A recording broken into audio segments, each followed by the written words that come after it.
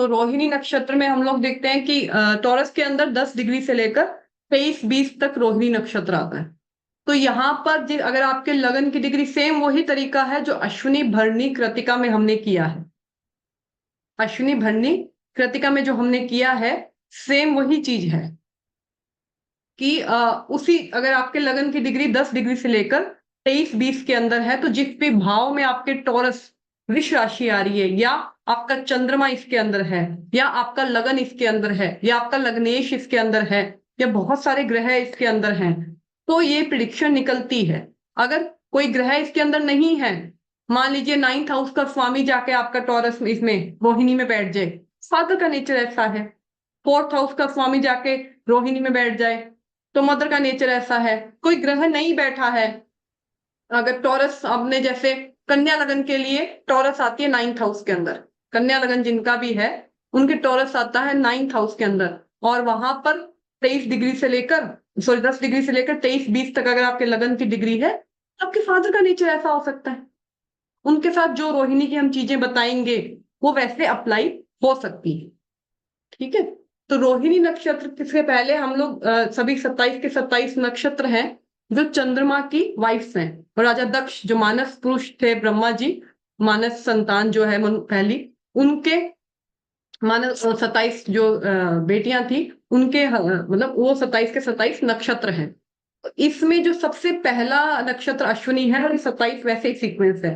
तो जो रोहिणी थी वो बहुत सुंदर, बहुत चार्मिंग, बहुत अट्रैक्टिव जिसको बताया गया है। तो उसी तरह हम लोग इसको देखेंगे। तो जब रोहिणी के लिए, जब जहां भी जिसका भी रोहिणी, और रोहिणी भगवान श्री कृष्ण का भी रोहिणी नक्षत्र था। ठीक है, तो जब हम इसके नेचर के बारे में सोचते हैं ना, तो रोहिणी वाले ये सारी ट्रेट्स इसके अंदर आती है इंसान के अंदर। तो पहली चीज है रोहिणी बहुत जो सबसे सुंदर 27 नक्षत्र के अंदर जो बेटियां डॉटर्स बताई जाती है वो रोहिणी को बताया जाता है कि बहुत सुंदर, बहुत अट्रैक्टिव, बहुत अपना केयर करने वाली, मतलब जिसको बहुत साफ, मतलब लग्जरी, जिसको ब्रांड्स का नेचर है ना, बहुत अपने आप का ध्यान रखने वाली रोहिणी। तो आप ये चीज इसमें भी अप्लाई कर सकते हैं कि जिनका भी रोहिणी नक्षत्र है वो अपने आप का बहुत ध्यान रखते हैं, या ब्रांड्स के बहुत शौकीन होते हैं, लग्जरी लाइफ के बहुत शौकीन हो सकते हैं। ये सारी चीजें रोहिणी पे लग सकती है, उनका नेचर ऐसा हो सकता है जिनका भी ये है। पहली चीज, रोहिणी बहुत अट्रैक्ट, बहुत चार्म, बहुत सुंदर, मैंने देखा है।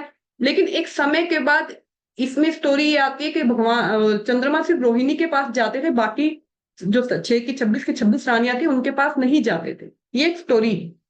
तो जब 26 के पास नहीं जाते थे तो रोहिणी में ईगो आ गया था अपने, अपनी सुंदरता का, कि मेरे पास ही है।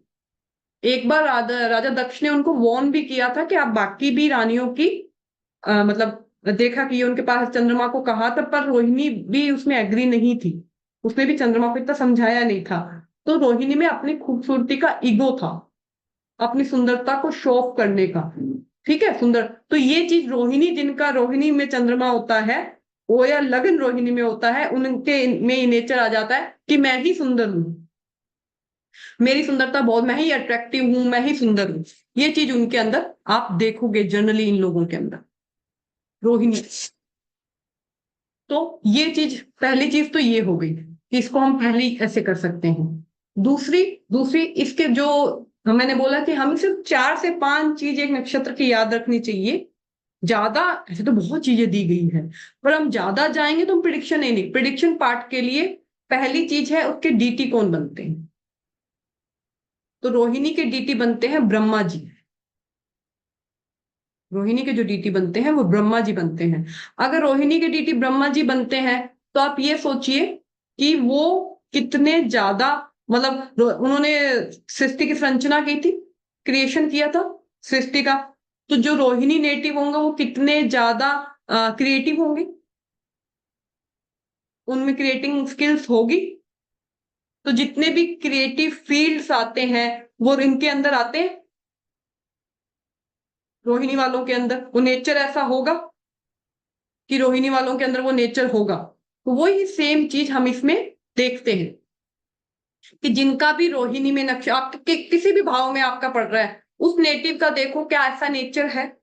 आपके फोर्थ हाउस में अगर रोहिणी आ रहा है, ये आता है अपने एक्वेरियस लगन वाले लोगों के लिए, जिनका एक्वेरियस लगन है, उनके आपके फोर्थ हाउस में टॉरस आता है। और उनके मदर का नेचर देखिए, बहुत स्किल्ड, बहुत उनमें बहुत सारी चीजें ऐसी क्रिएटिव वाली, मल्टीटास्क नहीं होते कि बहुत सारी चीजें एक साथ कर लेना। ब्रह्मा जी ने बहुत सारी चीजें की थी। उनके हाथ दिखाए जाते हैं, एक हाथ में उनके माला दिखाई जाती है, एक हाथ में उनके कमंडल दिखाया जाता है। उनके पास कोई वेपन नहीं है। बाकी सब भगवान के पास आपको वेपन दिखेगा, ब्रह्मा जी के पास कोई वेपन नहीं है, है ना। तो मल्टीटास्किंग जो उनका वो माला है, वो टाइम को मैं कर सकते हैं। ऐसे रोहिणी वाले बहुत मल्टीटास्किंग होते हैं, बहुत क्रिएटिव, बहुत मल्टीटास्किंग, एक एक टाइम पे बहुत सारी चीजें करना, मतलब करते ही जाते हैं। और इसी वजह से, इतना मल्टीटास्किंग होने की वजह से वो कंफ्यूजन में भी रहते हैं। इसी वजह से, इतने मल्टीटास्किंग होने की वजह से वो कंफ्यूजन में भी रहते हैं। मतलब उनमें क्रिएटिव है, सब कुछ है, फैशन डिजाइनर, इंटीरियर डिजाइनर, जितने भी क्रिएटिव फील्ड है। अगर आपके 10th हाउस से, 11th हाउस से, 6th हाउस से रोहिणी का संबंध बन जाए, तो आप इन फील्ड में जा भी सकते हैं। जितने भी डेकोरेटिव वाले आइटम हैं, जितने भी लग्जरी ब्रांड्स हैं, जितने भी ये चीजें हैं क्रिएटिव वाली, इन फील्ड में रोहिणी वाले आपको मिलेंगे बड़े आराम से। कि भगवान श्री कृष्ण को भी जब हम देखते हैं, तो भगवान श्री कृष्ण का जो नेचर है ना, वो बहुत बहुत एक टाइम पे बहुत सारी चीजें मल्टीटास्किंग दिखते हैं, कि बहुत सारी चीजें उनकी चल रही हैं। तो सेम सेम चीज रोहिणी वालों के साथ में ये होती है। अब ब्रह्मा जी से हम बहुत कुछ निकाल सकते हैं। ब्रह्मा जी के बारे में जब हम ब्रह्मा जी की स्टोरी पढ़ते हैं, तो एक बार भगवान ये देखने के लिए हुआ था ना कि शिव बड़े हैं या विष्णु बड़े हैं, या तो ब्रह्मा जी ने क्या किया था, थोड़ी सी दूरी का एक चक्कर लगाकर और एक फूल लेकर आ गए थे केतकी का, कि मैंने तो पूरा चक्कर लगा लिया ब्रह्मांड का। ऐसा कुछ हुआ था। तो तो जो रोहिणी वाली नेटिव है, उनमें कभी कभी ऐसा आ जाता है कि काम करेंगे नहीं और ऐसे आके बता देंगे कि मैंने काम कर लिया। जिसकी वजह से तो ब्रह्मा जी की पूजा नहीं होती है ना पूरे इंडिया में। ये श्राप मिला था, उन्होंने वो झूठ बोला था, सिर्फ पुष्कर जी में एक मंदिर है। तो ये चीज रोहिणी वाले लोगों में ये होती है कि एक्चुअल बात नहीं बताना, सिक्रेटिव रहना, क्लियर बात नहीं बताना, और बात बोल देना या झूठ बोल देना बात को, मतलब क्लियर पूरा कॉन्सेप्ट नहीं बताना, थोड़ी सी बात कर कर छोड़ देना उस चीज को। ये आपको रोहिणी वालों में दिखेगा। उसके बाद रोहिणी का जो सिंबल बनता है, वो कार्ट दिखाई जाती है, गाड़ी, बैल वाली का, ऑक्स कार्ट, जो बैल वाली कार्ट होती है। तो ये पहले जमाने में बैल वाली कार्ट उन्हीं के पास होती थी, जो रईस लोग होते थे,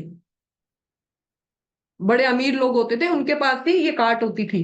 तो ये रोहिणी वाले जो मैंने लग्जरी ब्रांड, तो ये धन को भी करते हैं। अगर आपके धन वाले घर में आ जाए, तो लग्जरी पैसे से आपको कह सकते हैं कि संतुष्ट पैसा होता है आपके पास। अगर धन वाले भाव से, धन वाले भाव कौन से, 2nd हाउस, 11th हाउस, इनसे रोहिणी संबंध बना ले, तो आपके जीवन में धन, क्योंकि ऑक्स कार्ड किसको दिखाती है, या तो मेहनत को दिखाती है या लग्जरी को दिखाती है। ठीक है, बुल मेहनत करके ही सब कुछ पाता है। बुल कहाँ पर काम आता है, जो ऑक्स कार्ट होते हैं, बुल कहाँ पर काम आता है, खेतों में हल चलाने के लिए काम आता है। तो इसका कनेक्शन, रोहिणी का कनेक्शन फूड से भी है। फूड वाले जितने भी फूड वाले काम होते हैं, वो रोहिणी के अंडर आते हैं। ऑक्स कार्ट इसके अंदर आती है। तो जितने भी ट्रैवलिंग वाले काम होते हैं, वो भी रोहिणी के अंदर आते हैं। किसी को ये बताना आपके 10th भाव का स्वामी रोहिणी में है, आपके 6th हाउस का स्वामी रोहिणी में है, आपके 11th हाउस का स्वामी रोहिणी में है, तो आप इनसे रिलेटेड काम करते हैं। लग्जरी ब्रांड, पहले तो मैंने लग्जरी ब्रांड बता दिया आपको, आर्टिस्ट वाले बता दिए, इंटीरियर डेकोरेशन, फैशन डिजाइनर।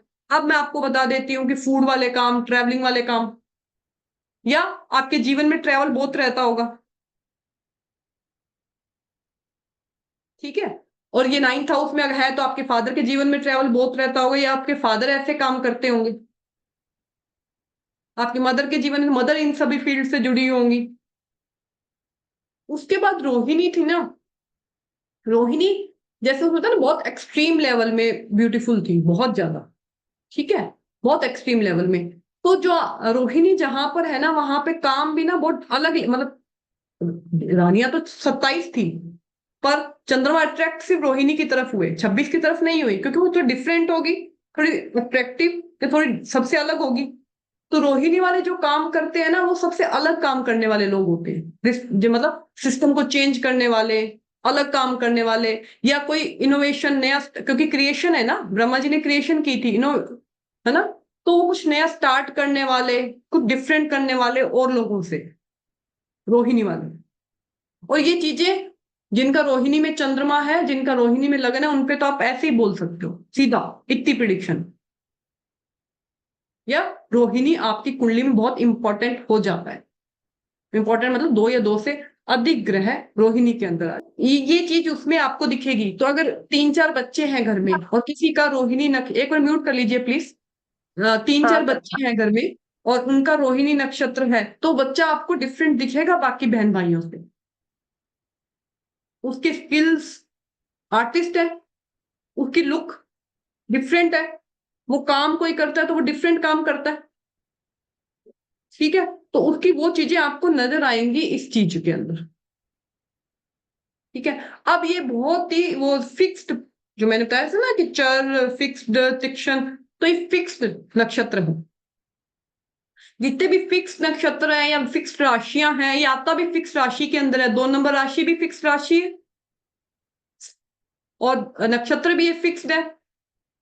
तो इसमें जो भी जो स्टेबल होते हैं, मतलब बहुत ज्यादा, और मानसिकता उनकी इतनी होती है कि उनको स्टबन होते हैं, उनको चेंज करना मुश्किल है। मैंने देखा है, टॉरस लगन है और रोहिणी नक्षत्र के अंदर लगन है, और उनके मानसिकता को किसी चीज के लिए चेंज करना बहुत मुश्किल है।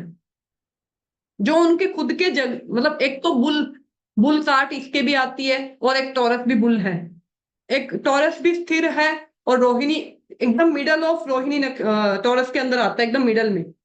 तो ऐसे लोग बहुत स्टबन, जिद्दी, जो जम गया वही करना है, ज्यादा से ज्यादा उसको, मतलब ऐसे, मतलब चेंज नहीं कर सकते, उनको आप समझा नहीं सकते। जो एक बार उनके दिमाग में जच गया उसको वैसे ही करेंगे वो। ये रोहिणी का जो स्थिर वाला है, उससे अपने को ये प्रिडिक्शन निकालनी है। पहले जो 3 नक्षत्र थे, अश्विनी, भरणी, कृतिका, थोड़े एग्रेसिव, थोड़े से नेगेटिव थे। इसमें देखो आपको इतने नेगेटिव ट्रेड्स नहीं आते जितने उनमें आ रहे थे। भरणी था, कृतिका था। इसमें एक नेगेटिव ट्रेड्स क्या आता है कि जब 26 की 26 जाके राजा दक्ष को उन्होंने जब बताया कि चंद्रमा हमें टाइम नहीं देते हैं, तो उन्होंने ब्लेम लगाया ना रोहिणी के ऊपर। ब्लेम ही तो लगाया रोहिणी के ऊपर कि वो सारा समय उनका ले लिए। तो जिनका रोहिणी नक्षत्र है, उनको उनके जीवन में एक बार ब्लेम, फॉल्स ब्लेम, या ऐसा ब्लेम या कोई लांछन, ऐसी चीज का मतलब सामना करना पड़ता है अपने जीवन के अंदर। 10th हाउस में है तो एक सिर्फ 10th हाउस में है तो करियर से संबंधित, 9th हाउस में है तो फादर से संबंधित, ठीक है। 4th हाउस में है तो मदर को ऐसा हो सकता है, मतलब ऐसा कुछ भी। वो इससे मैं क्वेश्चन एक बार वापिस दोबारा ले लूंगी, क्योंकि अभी मैं एक बार समझा देती हूँ, फिर क्वेश्चन एक बार एंड में ले लूंगी सबके, ठीक है। आप लिख लीजिए प्लीज अपने क्वेश्चन। तो ये इस तरह से उसको कर सकते हैं। ये सबको समझ आया कि रोहिणी को कोई ब्लेम, जहां रोहिणी है वहां पर ब्लेम या ऐसी चीजें उनको फेस करनी पड़ती है। और अगर ज्यादा अफ्लिक्शन में आ जाता है रोहिणी, राहु केतु शनि कुछ बैठ जाए, कुछ ज्यादा ही चलता है थोड़ा, मैंने मतलब बहुत लाइफ में ऐसे इवेंट हो सकते हैं जिनका रोहिणी में ये है, ठीक है। उसके बाद हम लोग ये देखते हैं कि फिक्स, अब इसमें जो शक्ति, मैं हमेशा एक शक्ति करती हूँ, हर शक्ति निकलती कहाँ से है? शक्ति जो उसके देवता होते हैं ना, ब्रह्मा जी हैं जैसे रोहिणी के देवता, उनकी जो पावर है उसी को ही शक्ति बोला जाता है, कि क्या पावर है इस नक्षत्र के अंदर, है ना। तो जैसे अग्नि थी, जैसे कृतिका के अग्निदेव थे, तो उसकी शक्ति क्या थी? दहन, जलाने वाली, दहन थी ना उसकी शक्ति, जलाने वाली। तो यहां पर ब्रह्मा जी हैं, तो इसकी शक्ति कैसी रहेगी? इसकी शक्ति रहती है चीजों को बनाने की और ग्रो करने की, क्रिएट करने की। सेम ब्रह्मा जी की जो शक्ति है, शक्ति निकलती कहां से है? जो डीटी है उसकी पावर ही दर्श दिखाई जाती है। तो क्रिएशन की, क्रिएट की, तो जो एग्रीकल्चर होते हैं, जो बनाते, जैसे कुछ होते हैं ना कि आजकल ऑर्गेनिक फार्मिंग चल रही है या कोई ऐसी चीजें, जो इसमें इंटरेस्टेड होते हैं वो भी रोहिणी के अंदर ही आते हैं, वो भी रोहिणी के अंदर ही आप देखोगे। और आप ये देखो, ये रोहिणी, आप रोहिणी में सूर्य कब आते हैं? 15 मई से 15 जून के बीच में, टॉरस के, सॉरी, 15 मई से लेकर 15 जून के बीच में, टॉरस के बीच में आते हैं। ठीक है, तो इस टाइम पे ये मेन फील होता है, वैसाखी के बाद में वो अपनी वापस से ग्रोइंग करते हैं किसान, 15 मई से लेकर 15 जून के बीच में। वैसाखी से 13 अप्रैल से वो काटना शुरू करते हैं, पूरा अपना वापिस स्टेबल करते हैं। सूर्य जब रोहिणी में आते हैं मई के मिड के बाद में, कृतिका में आएंगे, फिर रोहिणी में, तब वापिस से उनका चलता है समर, विंटर में जो उनको कट करना है।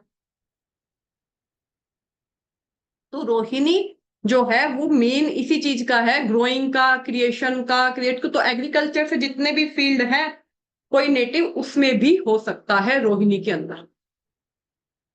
अभी तो हमने सिर्फ 4 ही पॉइंट उठाए हैं, इसके देवता, इसका सिंबल, इसकी शक्ति, इसका वो चर, चर अचर जो हम बोलते हैं, चर स्थिर, जो भी इसकी गुण है वो, और खुद रोहिणी कौन थी। अब इन 4 चीज से आप बोलो कितनी प्रिडिक्शन निकल के आई, कितनी प्रिडिक्शन हम सामने वाले नेटिव को दे सकते हैं कि आप मतलब, और एग्जैक्टली लगती है। और मैंने बोला ना, घमंड, सुंदरता का घमंड, मैंने अक्सर देखा है टॉरस का चंद्रमा रोहिणी के अंदर हो, लोग ऐसे बोलते हैं मैं ही सुंदर हूं, बस मेरे को ही ज्ञान है, मेरे में क्रिएटिविटी है। ये उनमें ये इनबिल्ट चीजें आ जाती हैं। तो सिर्फ 4 अगर मैं पॉइंट से इतनी प्रिडिक्शन निकाल सकते हैं। इसमें ये भी कह सकते हैं कि रोहिणी वालों को गार्डनिंग में इंटरेस्ट हो सकता है, अपने घर में वो ग्रो करते हैं चीजें, हाँ, किचन गार्डन जो बनाते हैं लोग, क्योंकि ग्रेड क्रिएशन और ग्रो है ना, फूड भी है, तो इसमें भी बनाते हैं। तो रोहिणी को अग्रेसिव नहीं दिखाया गया, जैसे क्योंकि ब्रह्मा जी को कभी ऐसा, कभी हमने कोई स्टोरी नहीं सुना कि ब्रह्मा जी अग्रेशन में आए हों। भरणी के स्वामी बनते थे यम, जो एग्रेशन में आते थे। कृतिका के स्वामी बनते थे अग्नि, जो एग्रेशन, अग्नि तो पता ही है सबको। लेकिन रोहिणी के ब्रह्मा जी, तो रोहिणी को इतना अग्रेसिव नहीं बताया गया, बहुत मतलब सॉफ्ट एक बताया गया है कि बहुत बस यही है कि ईगो का इशू रहता है, ब्लेम का इशू रहता है, सेल्फ सेंटर्ड भी हो जाते हैं, क्योंकि रोहिणी खुद हो गई थी ना सेल्फ सेंटर्ड। तो सेल्फ सेंटर्ड भी हो जाते हैं, अपना बहुत ज्यादा केयर करना, मैं ही हूं बस, मुझे ही केयर करना, मुझे ही सब देखें, ये सेल्फ सेंटर्ड हो जाते हैं रोहिणी नक्षत्र वाले, जहां भी आपके रोहिणी आ रहा है। और ये कफ, कफ वाला, मतलब वात पित्त कफ है, तो ये कफ वाला ग्रह है। तो रोहिणी वालों में आप देखोगे एक समय बाद कफ जिनका भी हाइप पर रहता है, वो एक समय बाद मोटापा भी उनमें आ जाता है। ठीक है, यहां पर एक और चीज लगती है कि चंद्रमा इसके स्वामी बनते हैं, और रोहिणी नक्षत्र भगवान श्री कृष्ण से भी जोड़ा जाता है ना। तो भगवान श्री कृष्ण की लाइफ में देखे तो मामा से उनको दिक्कत रही थी अपनी। तो रोहिणी नक्षत्र वालों का मामा के साथ कोई रिलेशनशिप ऐसा रहता है, मामा के साथ उनको दिक्कत रही थी अपने। तो रोहिणी वालों का अपने मामा से भी कुछ ऐसा रिलेशनशिप रहता है, कुछ ना कुछ इवेंट या कुछ ना कुछ ऐसी चीजें आपको दिखेंगी रोहिणी वालों के साथ में। तो सिर्फ इतनी सी 4-5 चीजों से प्रिडिक्शन निकाल सकते हैं। अगर अपन समय के साथ और भी जोड़ लें, रजस है या मनुष्यगण है या और चीजें हैं, तो हम और भी तो इसमें प्रिडिक्शन ऐड कर सकते हैं, है ना। और भी तो तो वही चीज है कि अब आपको समझ आ गया होगा कितना एक सिर्फ रोहिणी समिति प्रिडिक्शन निकाल सकते हैं। तो आप लोगों के पास जो भी चार्ट है, आप लोगों के पास जो भी चार्ट है, उन पे लगा के, जिनके भी भरनी लग रहा था, जिनके भी भरनी लग रहा था, क्योंकि भरनी की डिग्री थी 13-20 से लेकर 26-40 तक, तो जिनके भी भरनी लग रहा था वो देख लेंगे कि उनके रोहिणी भी जिस हाउस में टॉरस आ रहा है, ये टॉरस के चंद्रमा है, या लगन टॉरस में है, या लग्नेश टॉरस, सॉरी, रोहिणी में गए हैं, उन लोगों के ये प्रिडिक्शन एज इट इज लग रही है। अब रोहिणी के पदा है, 4 पदा है, उनकी एज है 13, 14, 15, 16। रोहिणी की जो एज है वो है 13, 14, 15, 16 पदार्थ। तो इन ईयर्स में अब आप पदार्थ पे भी डिटेल में आपको जाना हो तो रोहिणी के पदा बनते हैं मेष, वृष, मिथुन और कन्या, सॉरी कर्क। 4 पदा बनते हैं नवमांश के अंदर। ठीक है, तो मेष में गया तो एग्रेसिव हो सकता है, टॉरस में किया तो धन का सोचने वाला हो सकता है, मिथुन में गया तो बहुत बोलने वाला हो सकता है, और कर्क में गया तो बहुत स्टेबल इमोशनल हो सकता है। इसको और डीप में प्रिडिक्शन कर सकते हैं हम लोग, और ये ईयर भी वहीं से निकाले जा सकते हैं। अब किसी का रोहिणी है, किसी को समझ आया मेरे चार्ट में ऐसे लग रहा है तो मेरे को बताएं, फिर मैं इनके इवेंट के ईयर्स भी बताती हूँ। पहले मुझे ये बताएं कि क्या लग रहा है। हाँ सपना जी, आपका डाउट था। ये तो मैं एक वो चार्ट जो मैंने पहले बताया था उसके तो सारे वो रोहिणी में ही बैठे हैं। उसका रोहिणी असेंडेंट है, रोहिणी लग्नेश असेंडेंट में बैठ रहा, वीनस वो भी बैठा है, और जुपिटर भी रोहिणी में है। तो दैट दैट इज इंटरेस्टिंग। और उसके लिए पर मेरे को एक जो क्वेश्चन था मेरा कि रोहिणी के साथ में वो लोग जेलसी एक्सपीरियंस करेंगे कि हाँ, वो खुद जेलस होंगे, नहीं वो वो जेलसी एक्सपीरियंस। एक्सपीरियंस करेंगे, क्योंकि ओके। बाकी 26 की 26 रानियों ने उनकी जाके शिकायत की थी ना, तो वो एक्सपीरियंस करेंगे इस चीज को अपने जीवन में। उनके साथ ऐसे इवेंट होते रहेंगे, क्योंकि मैंने क्या बोला, 4 बहन भाई, अगर 3-4 बहन भाई है, किसी का रोहिणी है, तो आप देखेंगे 3 बहन भाई उसे जेलस फील कर रहे हैं कि इसको इतना मेन, इसको इतना मतलब इसको ही माँ बाप क्यों प्यार कर रहे हैं, इसको ही ज्यादा अट्रैक्ट क्यों कर रहे हैं। हाँ। तो ये वाला जो मैंने चार्ट बताया था पहले क्लास में, हम्म। उसमें ये उसका छोटा भाई, ये सबसे बड़ा बच्चा है और इसका छोटा भाई है, और हाँ। इसको माइग्रेन होते हैं। और माइग्रेन होता है तो ये बिल्कुल पगला जाता है, और उसको बहुत, और ट्रैवलिंग में उसको बहुत प्रॉब्लम होती है। तो इसको पता है, इसके छोटे भाई अभी कुछ बोलता नहीं, छोटे ही है वो, पर उसको जेलसी, उसकी माँ को भी पता है कि इसको सारा अटेंशन मिलता है। तो छोटे भाई को ये, तो उसको थोड़ा सा उसके लिए सॉफ्ट स्पॉट रहता है, उसके हाँ। छोटे बच्चे के लिए। हाँ, तो ये चीज है ना, चीज लगेंगी एज इट इज लगती है, क्योंकि क्या होता है राशियों में ग्रह, थोड़ा सा कंफ्यूजन रहता है कि ग्रह बैठे हैं, लेकिन जब नक्षत्र पे, पर्टिकुलर नक्षत्र 13-20 डिग्री का है, 13-20 पे जब कोई ग्रह या एरिया आ जाता है ना, तो चीजें एज इट इज लगती है। और इसके चार्ट में जिनका भी आप सपना जी चार्ट बता रहे हैं, उनके चार्ट में तो लगन भी उसी में, वीनस भी उसी में, लग्नेश भी उसको बहुत इंपॉर्टेंट हो गया ना, है ना। तो और चंद्रमा यहाँ पे होने की, चंद्रमा इसका स्वामी है, रोहिणी कृष्ण जी से भी जुड़ा हुआ, तो कृष्ण जी भी चंद्रमा के बनते हैं, तो इमोशनल भी अनबैलेंस रहता है, इमोशनल लेवल पे भी, क्योंकि चंद्रमा बैलेंस नहीं है इमोशंस, क्योंकि चंद्रमा का कनेक्शन बहुत ज्यादा आ गया ना रोहिणी नक्षत्र से, तो इसका वो भी रहता है। तो जिनको इसलिए ये, तो बोलते हैं कि जिनका उच्च का होता है मून, कि वो, अपन उच्च बोलते रहते हैं कि ओ मून उच्च का कितना अच्छा होता है, बट इसका रियली इफेक्ट ये होता है। हाँ, तो वही मैं आपको कह रही हूँ। एक इसके साथ में एक चीज और है कि एक स्टोरी और जोड़ दिया, तो मैं टॉरस से भी जोड़ती हूँ, रोहिणी के साथ में मैं टॉरस से भी जोड़ती हूँ, लेकिन यहाँ पर क्या स्टोरी है कि जब वो 23 रानियों के पास नहीं जाते थे, एक बार तो राजा दक्ष ने उनको वॉर्न किया, जब वो नहीं माने चंद्रमा, तो उन्होंने उनको श्राप दे दिया कि आप जो अपनी सुंदरता की वजह से, चंद्रमा सुंदर बहुत थे ना, तो आप अपनी सुंदरता है, तो उनको श्राप दे दिया कि आपकी सुंदरता चली जाए। तो सुंदरता काले हो गए एकदम। ठीक है, तो ब्रह्मा जी के पास गए, तो ब्रह्मा जी कहते हैं ये श्राप मैं नहीं कर सकता, आप महामृत्युंजय का जाप करें और शिव के पास जाएं, शिव ही इसको, आपके श्राप को खत्म कर सकते हैं, कम कर सकते हैं। तो उन्होंने बहुत सालों तक महामृत्युंजय का जाप किया, बहुत करोड़ों बार। तब शिव आए कि शिव बोले कि मैं राजा दक्ष के श्राप को तो पूरी तरह से नहीं मिटा सकता, लेकिन कम कर सकता हूं। तो 15 दिन तक तो आप अपने सुंदरता में रहेंगे, ब्राइट जिसको बोलते शुक्ल पक्ष, तो 15 दिन तक आप अंधेरे में रहेंगे, जिसको बोला जाता है कृष्ण पक्ष। तो फिर उन्होंने क्या किया कि अपने आप को सोमनाथ, जो ज्योतिर्लिंग है गुजरात में, और यहाँ पे भगवान शिव के आप देखोगे चंद्रमा यहाँ पे होता है ना, तो उन्होंने चंद्रमा को यहाँ पे धारण किया और सोमनाथ ज्योतिर्लिंग पे अपने आप को स्थापित किया, जिसकी पूजा की चंद्रमा ने। तो ये स्टोरी से, तो जिनको भी मून से दिक्कत हो, रोहिणी नक्षत्र वालों को, या मून से संबंधित दिक्कत हो, तो उनको सोमनाथ ज्योतिर्लिंग में जाना चाहिए। टॉरस वालों को दिक्कत हो, टॉरस का भी सोमनाथ बनता है, टॉरस का भी ज्योतिर्लिंग सोमनाथ बनता है, तो जिनको भी ये दिक्कत हो वो वहां पर जाके पूजा अर्चना कर सकते हैं। तो ये सारी चीजें हमने इसमें से, किसी का भी डाउट हो रोहिणी से संबंधित तो पूछ सकते हैं कि हमें समझ आया, कितना आया। बहुत इजी है, रोहिणी बहुत इजी नक्षत्र है। कई नक्षत्र ऐसे हैं जिनमें इतना ज्यादा एग्रेसिव एनर्जी नहीं है, बहुत इजी है।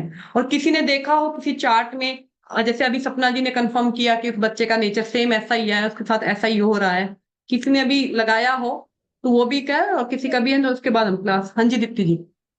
मेरे पास एक चार्ट है, उनको मैं याद कर रही थी। वो काफी क्रिएटिव है, बहुत केयरिंग है। और जैसे श्री कृष्ण जी से अगर हम जोड़ते हैं तो उनको 16 कलाएं आती थी। उनको, हम्म। वो अकेले ऐसा अवतार है अब तक का जिनको 16 की 16 कलाएं आती थी। तो हाँ वो हर चीज में परफेक्शन, हर चीज में क्रिएटिव थे, हर हर फील्ड में।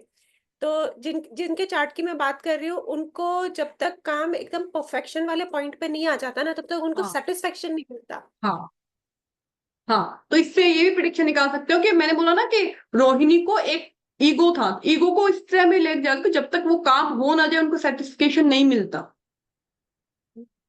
है ना। इससे यहां से प्रिडिक्शन, अरे बहुत, कृष्ण जी को देख लो, ब्रह्मा जी को देख लो, रोहिणी को देख लो, चंद्रमा की स्टोरी देख लो, आप कितने प्रिडिक्शन निकाल सकते हो। हाँ सपना जी। मेरा मेरा केतु रोहिणी में है, तो मेरे को एक्चुअली केतु मेरे को प्लैनेट लगता है कि इसको मैं समझूं कैसे, मेरे को इसमें डिफिकल्टी होती है, राइट? कि केतु, केतु आना मतलब आपका रोही एफ्लिक्शन में आ रहा है। केतु का वहां पर आना मतलब आपका रोहिणी एफ्लिक्शन में आ रहा है। और आपका आता है सिक्स्थ हाउस में। ठीक है। तो जब भी हम इसको कनेक्ट करेंगे, अगर रोहिणी को देखना चाहें, तो पहली चीज तो देखनी सिक्स्थ हाउस, सिक्स्थ हाउस से क्या क्या देखते हैं। फिर उसमें आ रहा है रोहिणी नक्षत्र, फिर उसमें आ रहा है केतु। केतु रोहिणी को खराब कर रहा है। तो जो आपकी मामा की फैमिली है या मामा के लोग हैं, वो आपसे जेलस होते होंगे, आप पे ब्लेम लगाते होंगे, आपके साथ उनके साथ मामा की कोई स्टोरी होगी। मैंने बोला रोहिणी के साथ मामा की स्टोरी है, आपके साथ कोई स्टोरी होगी। अब मैं बताती हूँ, एज 36 एज में आपके साथ मामा के साथ ये इवेंट हुआ होगा। 36 में तो नहीं, बट हाँ 35 मेरे तक। मेरी नहीं, 36 उस एज पे तो नहीं, बिकॉज मैं यूएस में रहती थी, तो मेरे को कोई लेना देना ही, मतलब वट जितना वो आ गया आप 10-15 दिन के लिए, उस टाइम पे भी पता नहीं वो आ रहे थे कि नहीं। बट हाँ, अब मैं यहाँ रहती हूँ तो वो सब यहाँ है। हम, मेरी बिल्कुल भी नहीं बनती है, और मेरे को खुद नहीं पसंद है मैं अपने मामा। मेरे को लगता है कि बिल्कुल ढोंगी पर्सन नहीं है, कि जो दिखाते हैं दुनिया को वो अंदर से बिल्कुल खोखले हैं, तो मैं खुद नहीं बर्दाश्त कर सकती उन्हें। गया ना, क्योंकि केतु एफ्लिक्शन में आ गया वहां पर, रोहिणी को उसने एफ्लिक्ट कर दिया। तो एक चीज क्या पूछनी थी जब भी, वो जहां कि एक चीज मत कर, जब भी हमें उठाना है, हाउस उठाना है, हाउस की चीजें उठानी है, फिर रोहिणी, और फिर उसमें कौन सा ग्रह आ रहा है, उसके बाद सेकंड चीज बनती है वो किसका स्वामी बन रहा है, क्या बन रहा है, और भी आप डीप में जा सकते हैं। बट बेसिक चीज ये है। हाँ जी मल्लिका जी। मेरे को ये पूछना था कि जैसे अभी बताया कि ये वाली चीज तो खैर पहले भी बताई हुई है कि अगर उस भाव में जहां पर रोहिणी नक्षत्र आ रहा है कोई ग्रह बैठा हुआ है तो वो ग्रह ज्यादा काम करेगा। लेकिन है ना, जैसे मान लो कि अब 6 हाउस में रोहिणी नक्षत्र आ रहा है, लगन की डिग्री के अकॉर्डिंग भी, और चंद्रमा भी रोहिणी नक्षत्र में आ रहा है, दोनों ही चीजें एक साथ आ रही हैं, केतु भी वहां पर बैठा हुआ है, हाँ, तो ये केतु, 36 वाली एज नहीं लगेगी ना, ये पूछना चाहिए। देखो 36 वाली एज में, देखो अभी कोई बात नहीं, एकदम से हमें याद नहीं आता, लेकिन सोच के देखिएगा कि 36 एज में सिक्स हाउस से संबंधित इवेंट 100% हुआ है। सिक्स हाउस जॉब का भी है, सिक्स हाउस बहुत हम्म सारी चीजें हैं, वो एकदम से अपने को याद नहीं आता। ठीक है। हम्म तो हम्म हम्म सिक्स हाउस से रिलेटेड इवेंट कंफर्म हुआ है। अब आपका चंद्रमा बैठा है, जैसे आपने जो भी चार्ट किया है उसमें चंद्रमा बैठा है हम्म रोहिणी में सिक्स हाउस के अंदर, तो मामा वाला हम्म पॉइंट या मदर की फैमिली वाला पॉइंट तो आता है। चंद्रमा आपकी कुंडली के अंदर दोनों, एट हाउस का स्वामी होकर सिक्स हाउस में बैठा है। हम्म ठीक है। तो 36 के एज में ससुराल से संबंधित भी कोई इवेंट आ सकता है, क्योंकि एट हाउस ससुराल का है। अच्छा, हाँ अब ठीक वो है। अष्टम है, वो अष्टम है तो मृत्यु भी आ सकती है या कोई बड़ी पीड़ा भी हो सकती है, ठीक है, या कोई बीमारी भी, मानसिक रूप से किसी को बीमारी हो सकती है कि मून अष्टम का स्वामी बनकर रोहिणी में आ रहा है, तो कोई मानसिक पीड़ा भी हो सकती है। यहां से प्रिडिक्शंस बदल जाएंगे।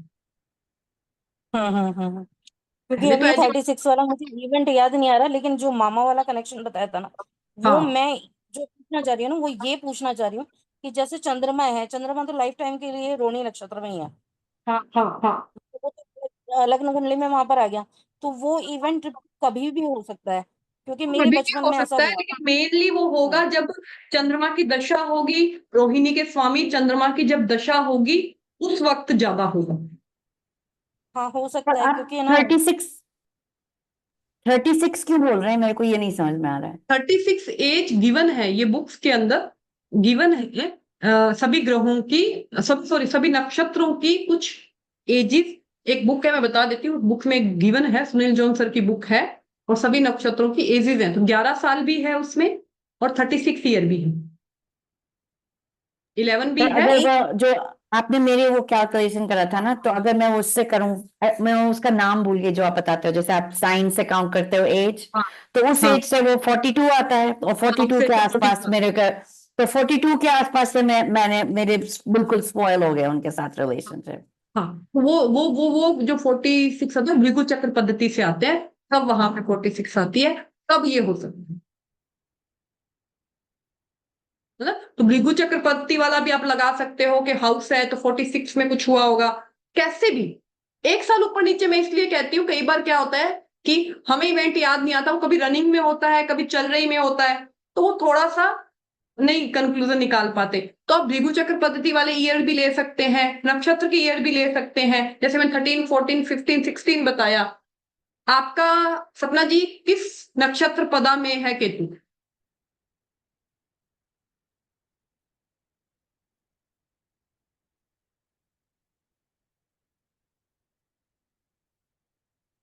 मधुका जी, अगर आपको याद है कि आपका चंद्रमा किस पदा में है, चतुर्थ। चतुर्थ पदा में है, तो 16वें साल में कुछ हुआ होगा, ठीक है। ये आप लिख लीजिए, मुझे पता है इस वक्त याद नहीं आती, पर बाद में मुझे कंफर्मेशन आ जाती है। सही बोल रहे हो, 16 साल में तो पॉसिबल है, क्योंकि है ना इतना तो डीपली तो याद नहीं है, लेकिन हाँ वो पुराना समय ही था। हाँ ठीक है। और सपना जी, आपका जिस भी पदा में है, उस पदा की एज देख के आप उसको कंफर्म कर सकते हो। तब किसी और का डाउट है? मैम वो नक्षत्र वाली बुक का नेम बता दो जो आप बता रहे थे अभी। Timing event using nadi nakshatra by Sunil John sir. Timing events using nadi nakshatra, ये है, इसमें सभी नक्षत्रों की टाइमिंग दी हुई है, जितने भी अपने 27 नक्षत्र है उनकी टाइमिंग।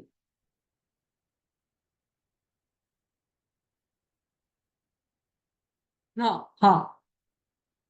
कृतिका जी ने लिखा मेरा है कि पता आप 4 है। पदा 4 है तो 16th ईयर, ठीक है। 16th कृतिका ईयर में जी ने, मेरे मामा से रिलेटेड कुछ। हाँ हाँ, या 6th हाउस से रिलेटेड कुछ,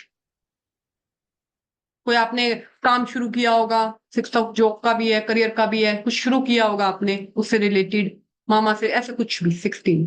और कृतिका जी ने बोला कि ट्रांजिट में अभी जुपिटर भी चल रहे थे रोहिणी में, तो वो भी उसको एक्टिव करते हैं। तो अभी पिछले मई में वो आए थे टॉरस के अंदर, तो मई से लेकर जुलाई तक, कृतिका, जुलाई से लेकर अभी तक कुछ इवेंट हुए होंगे 6th हाउस से संबंधित। अभी याद आया मुझे कि 16 हम्म साल की उम्र में मैंने 10th क्लियर की थी। हमारे हम्म। घर के सामने जस्ट स्कूल था, वहां पर मैंने टीचिंग जॉब पकड़ ली थी। बस फिर हो गया 16 साल। याद आ जाएगा, मुझे पता है, मुझे ये बात बहुत अच्छे से पता है। ठीक है, चलिए फिर मिलते हैं अगली क्लास में, next Sunday. Thank you Poonam ji. Thank you, bye. जय श्री कृष्ण। जय श्री